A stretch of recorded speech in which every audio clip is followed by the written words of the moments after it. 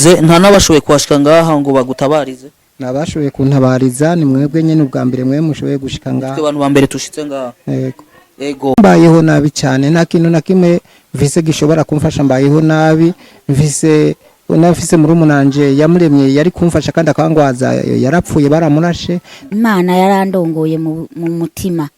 irambwira ati genda umufashe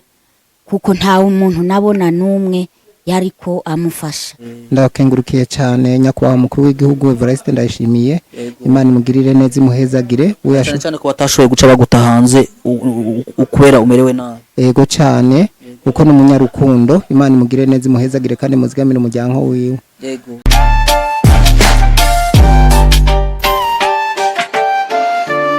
bakunzi ba KMTV aho mudukurikirana mwese muri twagiye kuraba umuntu amaze imyaka 24 mu bitaro kwa Kalede umuntu yashoboye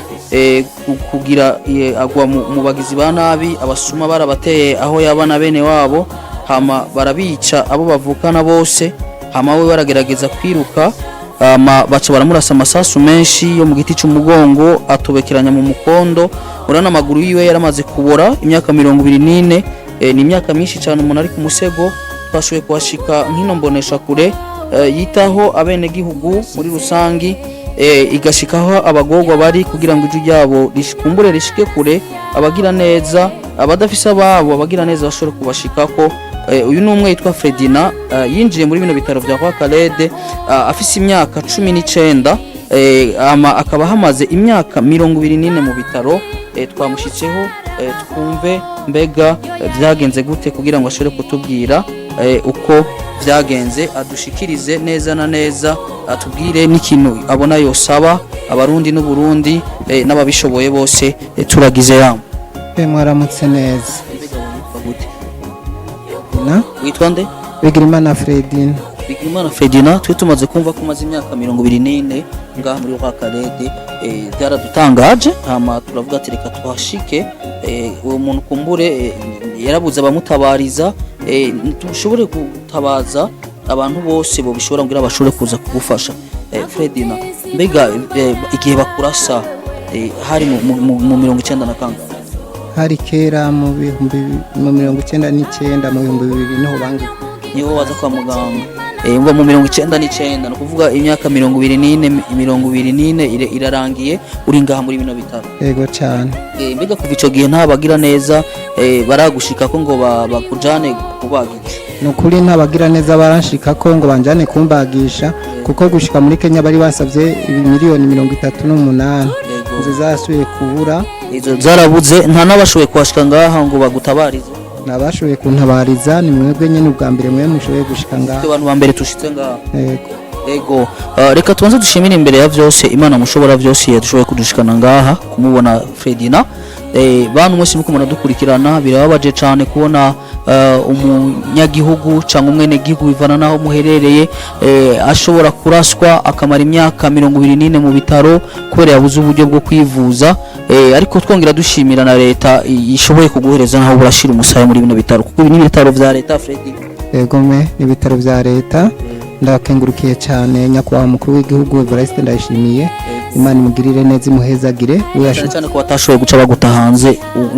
ukubera umerewe nabi yego cyane kuko n'umunyarukundo Imana imugirire neza imuhezagire kandi muzigamire umuryango wiwe hanyuma ni giki wose baba bariko baradukurikirana kugira ngo bashobore ubufasha bushobore kugushikira icyo nosaba n'ukuri ubu imiliyoni 30 na zingahe bavuze zarabuze none ubu hakenewe iki bakubwiye abaganga kugira bashobore kukuba ubu n'ukuri bavuga yuko nzoca nja kwivuza muri Kenya hamwe byo muri Kira hamwe byo kwanka hakenewe muri Kira babasavye nanga badusavye twarabajije bavuga ko imiliyoni 7 bakunzi ba KMTV uyu n'umusore yinjiye mu bitaro ari umusore afite imyaka 19 ufashe imyaka 24 ugashira ku imyaka 19 bakunzi ba KMTV nibaza yuko byoba byiza abantu bose bakora dukurikirana tugize ico dukoze kugira ngo no umuntu ashobore kuja kuvugwa nigiki wowe wobwira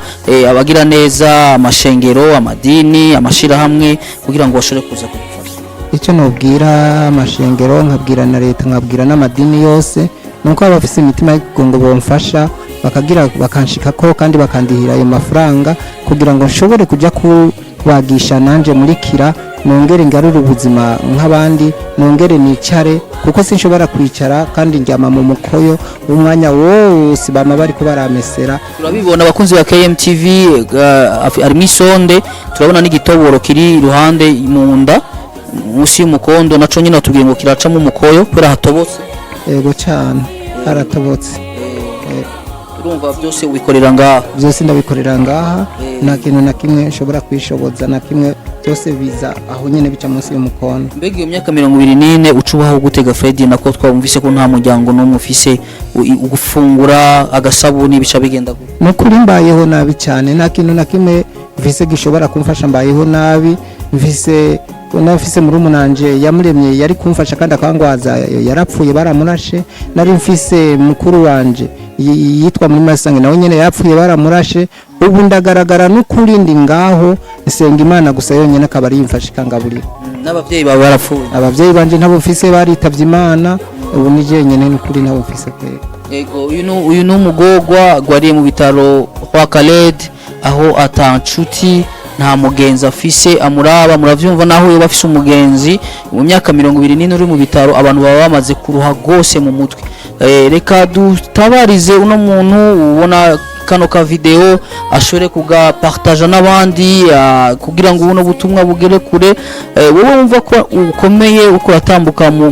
barabara ukomeye amaguru n'amaboko uri kurahumeka impwemu uhabwa n'uwaraho Imana kuri gusa. Twashaka dusaba abantu bose aho muri Burundi turazi ko tugifise wa mutima urukundo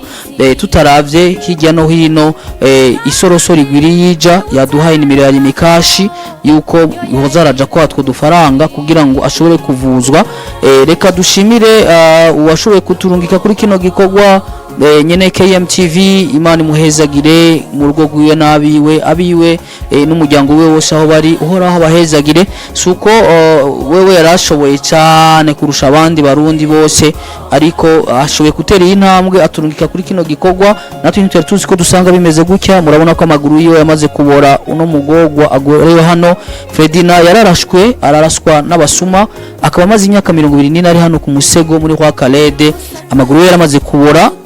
Aha nikindi gihande kirashobora kuzobora kazorinda fira ngaha kandi kumbure je nawe iyo dushobora kugira ico dukoze iyo uvuye muri hano muri bino bitaro maze Imana ikazobiduhembera ku munsi w'imperuka. Rero turasavye dushimitse turasavye vraiment abarundi mwese aho muri mu madini atandukanye abisilamu abakristo abarundi ataho begamiye turasavye inzego zose z'igihugu uwogira umutima ku ruhande rwiwe yoshika hano muri bino bitaro ni muri Roi Khaled muri 300 amajana 310 amajana 316 amajana 316 nihagwariye uno mugogwa yarashwe akaba agwariye hano imyaka 24